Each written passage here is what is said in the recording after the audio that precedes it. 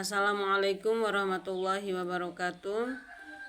Perkenalkan, nama saya Nur Hidayah Ibrahim. Saya akan mempresentasikan materi tentang proses penerjemahan. Proses penerjemahan adalah rangkaian langkah sistematis yang dilakukan seorang penerjemah untuk mengalihkan pesan dari bahasa sumber ke bahasa sasaran dengan tetap menjaga makna, gaya, dan konteks.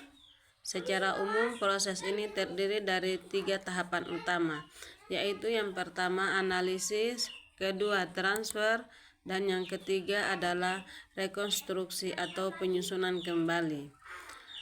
Kita akan membahas tentang tahapan yang pertama, yaitu analisis. Pada tahapan ini, penerjemah membaca, memahami teks sumber secara mendalam. Pada tahapan ini, yang harus dilakukan oleh penerjemah adalah yang pertama, memahami makna leksikal atau makna kata per kata.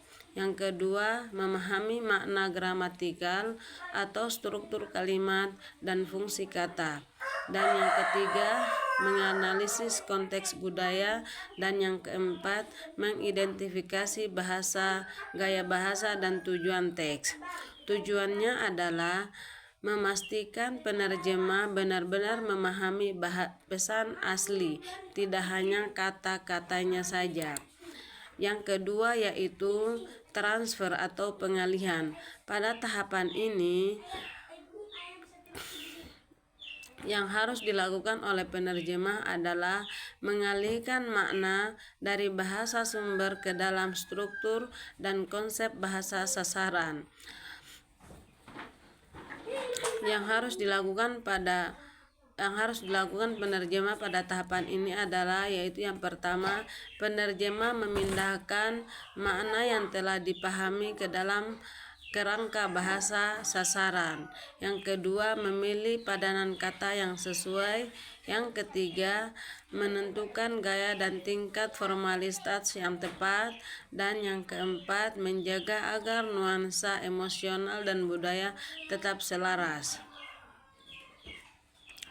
Proses transfer terjadi di pikiran penerjemah sebelum dituangkan dalam bentuk tulisan. Dan yang ketiga yaitu rekonstruksi. Pada tahapan ini, penerjemah menyusun kembali makna yang telah ditransfer menjadi teks bahasa sasaran yang alami, efektif, dan mudah dipahami. Pada tahapan ini, penerjemah melakukan beberapa tahapan, yaitu yang pertama, menyusun kalimat sesuai dengan kaidah sasaran. Yang kedua, menyesuaikan gaya bahasa formal, informal, naratif, dan akademik. Dan yang ketiga yaitu mengedit dan memeriksa ulang. Tujuannya adalah menghasilkan terjemahan yang akurat, wajar, dan komunikatif. Dan yang terakhir adalah kesimpulan.